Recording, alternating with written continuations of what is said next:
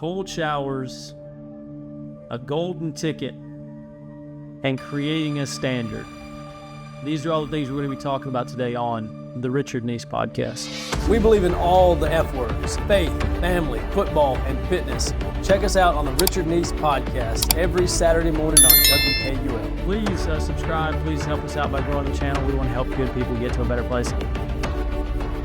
Hey everybody, Richard Neese here. Thank you guys so much for tuning in to the Richard Neese Podcast. We're so excited to have you. We hope that you're having a great week so far. Thank you for tuning in. Check us out on YouTube, on WKUL, on Saturday at 9:30, and how many other places, Dominic? Right now, Facebook's about to be launched, Instagram's about to be launched, TikTok, and then I'm going to go and start jumping on the old Rumble bandwagon. I feel like that is a future place for content. Right now, YouTube, TikTok, and then those other ones should be up and running before the next episode. So if this is your first time listening to the Richard Neese Podcast, we believe in helping good people get to a better place. Our goal is to make your life better so you can learn from our experiences, whether that's in leadership, in business, in sports, in fitness, in all sorts of different realms. We want to give you the information to help you create a better life, because that's what we're here for, right? That we're here to help each other. We're here to learn and grow and build great things. So I'm super excited about the topics today. We kind of, on the last segment, we got off on a tangent and then ended up not talking a whole lot about leadership development. I want to talk about how... Reel them in today, reel it in. We'll see. We may last about 3 or 4 minutes and then not actually get there, but I want to talk about leadership development. I also want to talk about my progress so far on the second phase, which is actually called phase 1 of the Live Hard program, which is a pretty cool program. But I'll tell you, the cold showers, not very cool. They're very cold. But it's just one of those things where it's a discomfort overall that really it pushes you to think about different things in different ways. The cold showers are by far the worst part. I think I've talked about that the last couple times on our podcast. Dominic, what have you had going on this week? Just a lot of the same old, just making the transition this week into the new offices and stuff. So having to go and reestablish, you kind of get used to your ways where things are set up inside my home office. And now I'm moving to a new location. And so now I have to readjust everything, reset up things. So you get a little out of sorts on where things are, and things don't work as fluid as they normally do. So now it's about getting everything set up in place and remembering where you put something and hunting down things in boxes.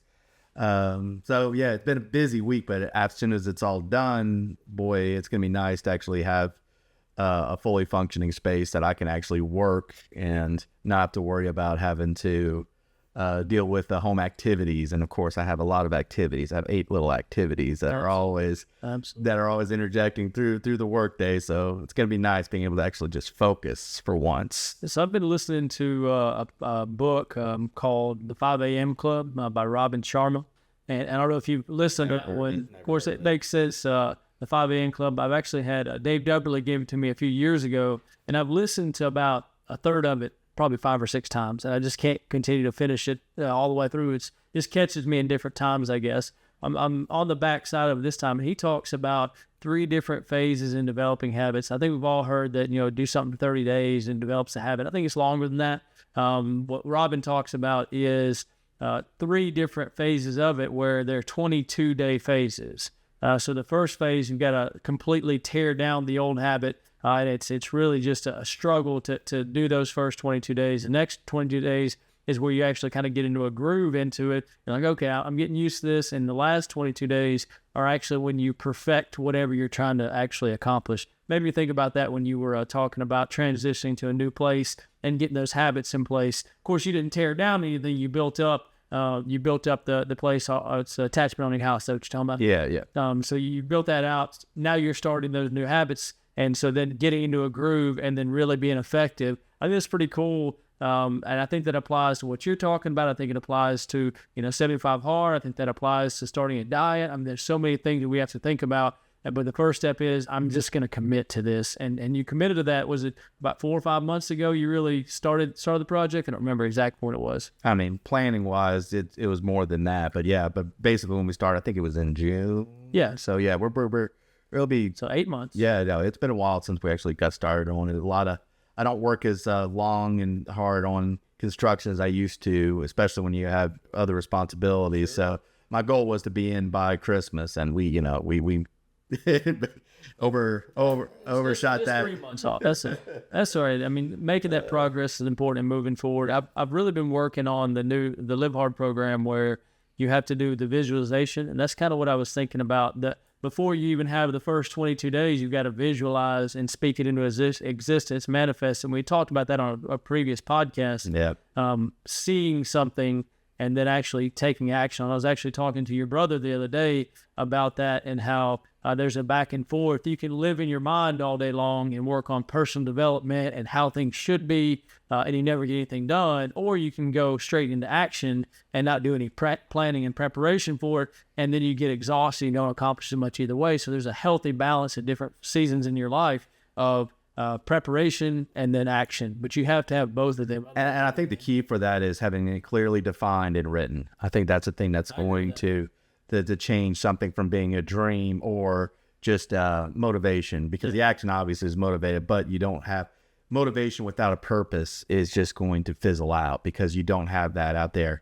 And good intentions that aren't written down is just a dream. Absolutely. So you have to be able to go and put both of those into action. So you have to clearly define what it is that you're wanting to accomplish, having it wrote down and trackable. To me, that's the things that's going to make a difference. On a diet, I will fail at every single diet if I do not have a paper calendar in front of my scale and having it tracked down with the goal written where I want to be, and then daily tracking down on that where I'm heading. And that way I can see my own progress, and then whether the progress is doing well or it's not doing well, it gives me an idea of where I'm going wrong and being able to adjust, because at least I see the whole picture. Sure, that definitely makes sense.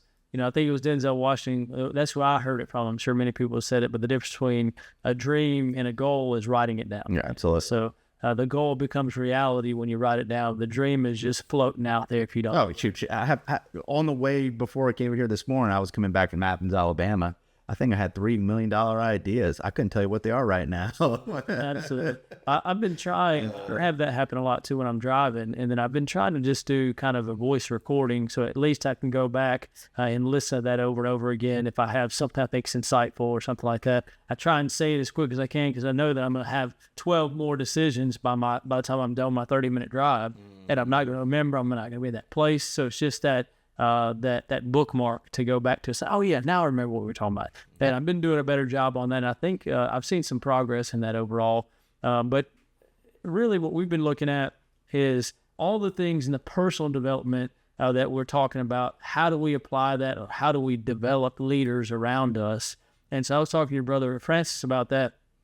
And the first thing is you have to control yourself. I was having a good conversation with Shane Quick at the Cigar Lounge here in Coleman, and I was talking to him about just leadership and talking about business and manifestation. And Shane's a pretty creative guy. He's done a lot of cool things as far as not just in the music industry, but in real estate too. And he recommended a book that I'm going to start as soon as I finish this one, which I'm about a day away. And the book, I forget the exact thing was, but it's Manage Yourself, Learn How to Manage Yourself. I can look it up in a second. But the main thing on that is, if you can't control yourself, if you can't control the little things that you do, how can you expect to lead and grow other people if you can't even look at yourself from an objective point of view? It's all subjective. And so what I've been really working on within my own self is, how do I time block better? How do I attack the things like visualization? How do I attack things like 3 key tasks? What's keeping me from making those decisions and then moving forward with that? And the next thing is, how do I standardize what I'm doing? Am I a little off key there? How do I standardize what I'm doing? So standardizing the morning routine, or standardizing our safety equipment, standardizing an individual process. How do we do that on a small level? And the hard part, I know you know this, Dominic, is as an entrepreneur, you go back and forth. So you go from zoomed out at 10,000 feet all the way down to granular. Yeah. And that may happen 15 times in an hour. So time blocking is so effective on this for me, because what I can do is say, for 30 minutes, I'm only going to work on big picture items. Or for 30 minutes, I'm going to zoom in so much that I look at how we do a specific function, because 12 people on my team do this every day. So if I can save 10 minutes, I just saved 120 minutes right there. So how does that translate over a year? And so by being able to time block and say, I'm not doing the whirlwind right now, I'm going to focus on this wildly important goal and build off of that. That's so important in developing leaders. And then also understanding, is there a clear expectation? So when you're working with people, when you're a leader, a lot of times I just ask them, what should you be doing right now? And everybody gets all stressed out. I don't know. I mean, I could be doing this, I could be doing that. But I ask them, what should you be doing? Because I want to know how they're perceiving prioritization. Or you could say, what have you done in the last That's right. 5 things? What have you done?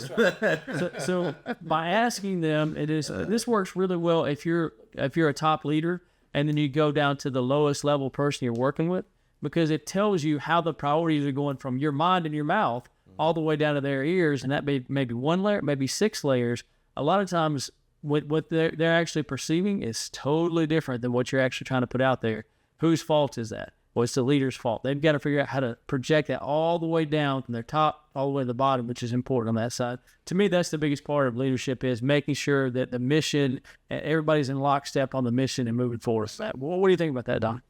I agree. And again, I notice a lot of times whenever I'm speaking with people or whatever is the key points that I feel like in my mind that I'm trying to emphasize doesn't set in as hard with people, and that most people will pick apart the things that resonated with them in that conversation, and they'll blow that up. So it's important that you understand that people will pick apart the wrong things when you speak. Absolutely. And so just like you were talking about, that you got to make sure that those important emphasis is more brought out in detail, because people tend to latch on to one part of something you're saying, and they could be latching on to the wrong thing altogether. Right. Could give some examples, but my mind went blank on it. But there are many times where what people gathered from that conversation, from a talk, is the wrong message. Sure. Minor detail becomes the focal point, of everything for them. Well, the Army has, and Father Patrick here locally. So Father Patrick, he worked at West Point Military Academy. He was a colonel in the Army, and he says this, and the military says as a whole, you do an after-action review after you finish up with a project. So if you have a mission, if you have a project, if you have whatever small thing you're doing, you have an after-action review where you go over the good, the bad, and things you can do better. Well, what he starts off on his homilies for, you're used to, I don't know, I haven't been to that church in quite a while, but what he starts off is he's going to tell them what you're going to tell them. Then he's going to tell them, and he's going to tell them what they told him. So, in other words, he's going over it, but he's recapping every time. 3 times he's telling you what he wants you to take away from this. So if you lose it anywhere in between, that's fine. There's going to be a final synopsis on what he's going for. So that may be 3 different points. And that's what I've been trying to do with my team, is I actually make them read back the whole meeting. So I want you, okay, we went through this meeting for an hour. Now I want you to tell me what our action steps are.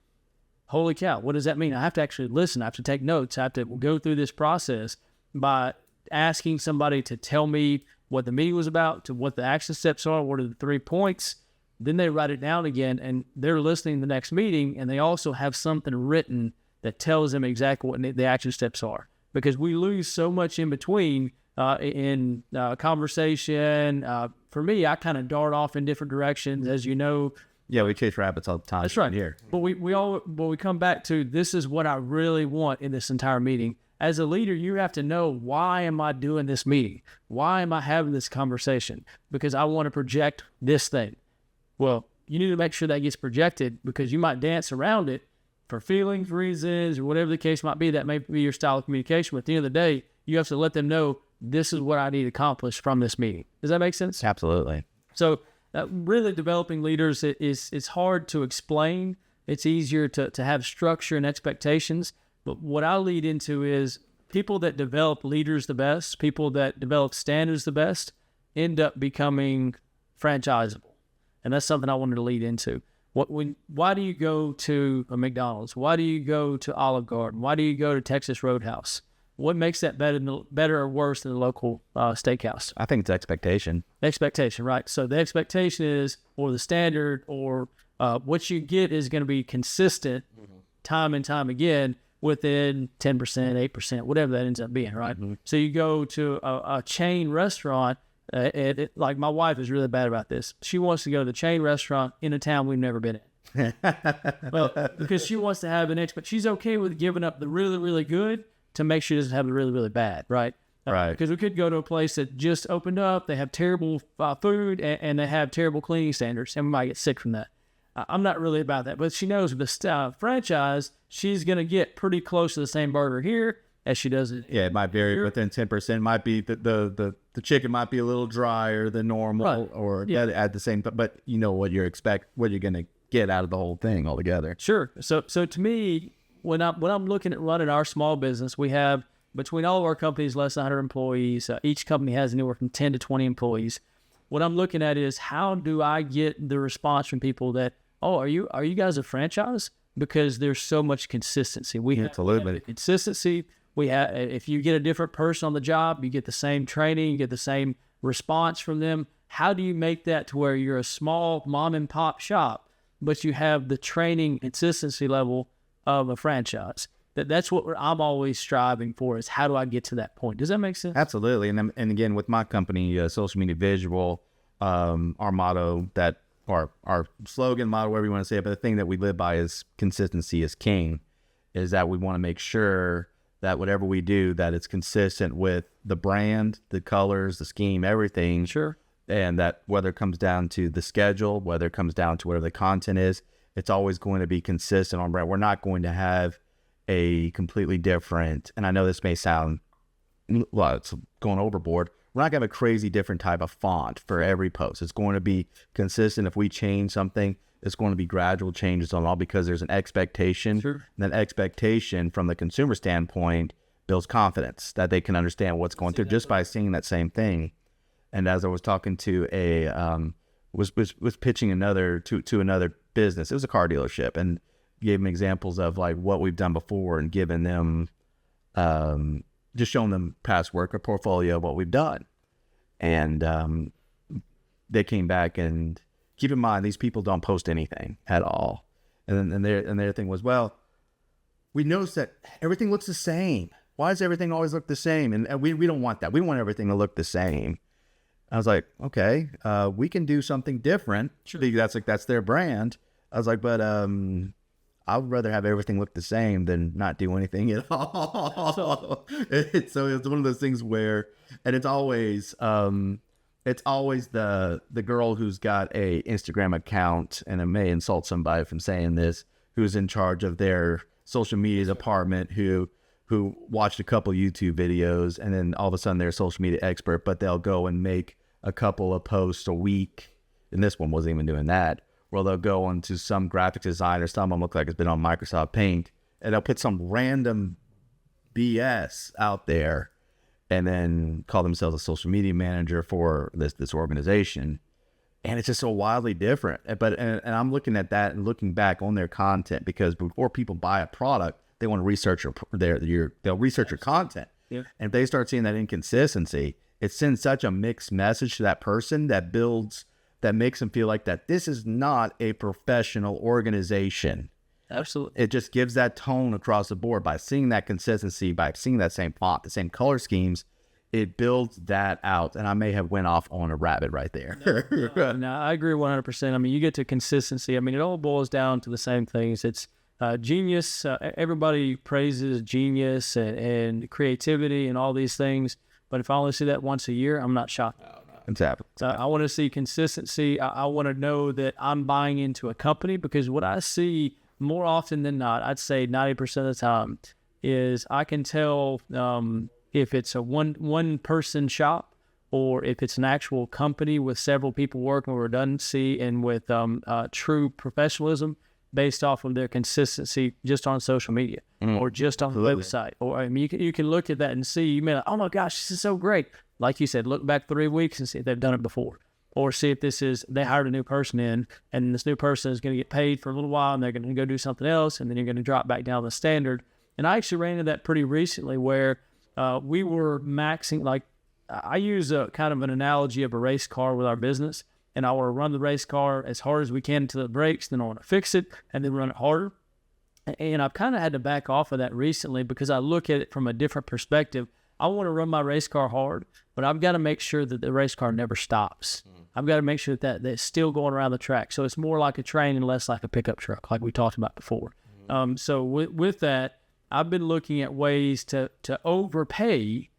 So I have redundancy built in. I have 3 people that are cross-trained in 3 different things. They do one thing very well, but they can take a third of another position and a third of another position. Because what happens is you make yourself so weak as a new business owner if one person can shut down your whole company. Absolutely. And then when you lose those customers, it costs way more to get them back. It's not just writing a check or apologizing, this, and this. They know that you're not consistent, and so they're waiting for you to fail again at that point.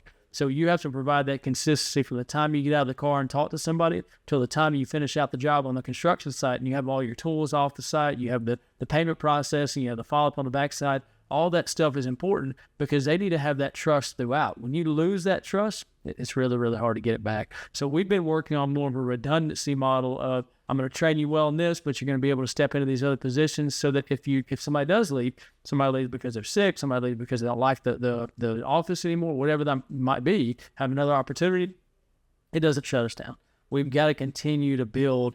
And I kind of got that from, I don't know if you remember me posting about undulation and Zach Gordon, who's my personal trainer. He's a power lifter. And he talks about how power lifters, a lot of times once you get to a high level, then it's not linear anymore. You don't progress 4 pounds a week, 4 pounds a week, 4 pounds a week. It's, I go up 20 pounds and then I sit there for a month and it's like a plateau. And then while you're undulating, you're building up other muscles so you can grow again. So you it's a stair-step approach instead of linear. I think businesses are like that too. You hit that ceiling or plateau, whatever you want to call it, and then it's like, let's work to build everything else out so we can hit another stretch. Does that make sense? Absolutely. No, I definitely can relate on both sides, whether it comes down to the working outside or whatever. Whenever in my own weight loss journeys, it would have that fluctuation where things going really well, then all of a sudden it stops, but you just keep going, you stay consistent, and then all of a sudden it starts happening again. Yep. Once everything else keeps up with it. Same way in business, it's like you feel like you're hitting a lull, and then you're doing the same thing over and over again, and you almost feel like you're working in circles, and eventually it just starts happening because of all that work finally start paying off. Sure. In a lot of ways, I was taught this in catechism. I'm going to get a little Catholicism thrown in, or at least my version of Catholicism, was that the most productive prayer is dry prayer. Those are the prayers that are heard the most, not because you need it, but because you're doing it out of habit. Sure. That it's, even though things aren't going well, those are the prayers that are being heard. Right. And so I can say that it works even in the spiritual realm as well. That, I'm not saying that God picks and chooses, but it's almost like a test of like your endurance for your faithfulness. Sure. While you're going through your struggles, similar to Job. It's like, how consistent are you going to be through all that? But it works everywhere in life, not just in the spiritual realm, but like I said, health and in business. Sure. You can draw those similarities together, and it's amazing how these same patterns can translate over to many aspects of your life. Truth is what it comes down to. I guess what I get to is, I agree with you. I think that work being put in when nobody's watching, that work being put in on the processes is important.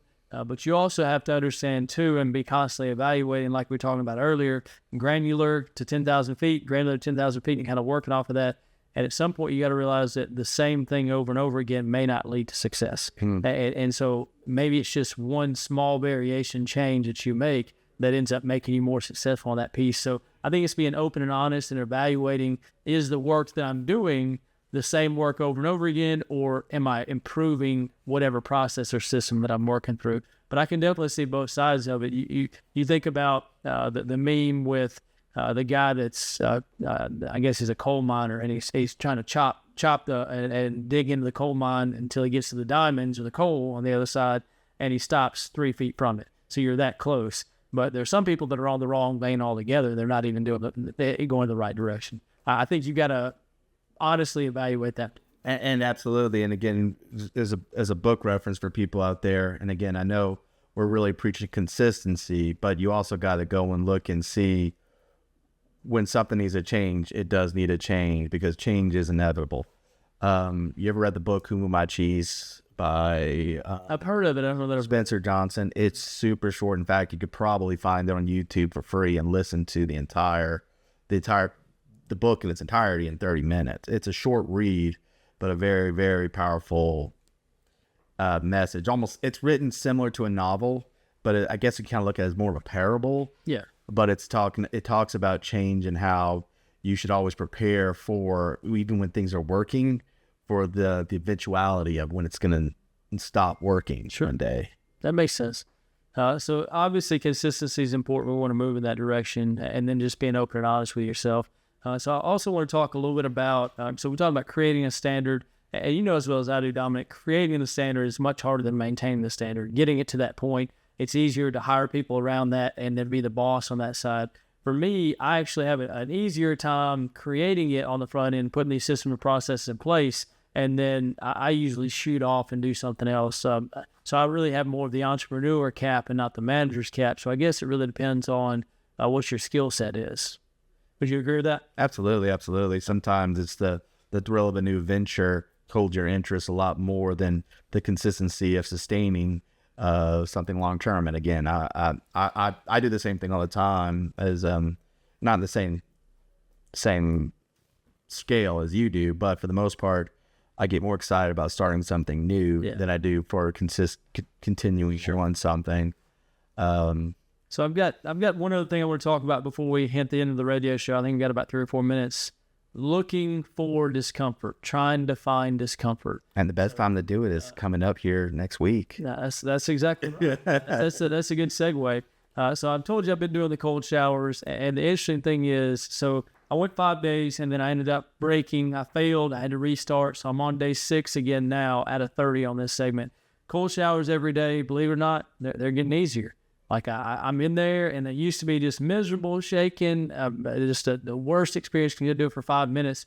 Now I'm finding myself, I'm like, how can I make more cold water hit my body? Like I'm so you want an ice tub now? Like I'm moving in that direction, go right? to the ice tub. But it's interesting how things like that work. Like you start saying, it's like, man, this doesn't suck as bad as I thought it was going to.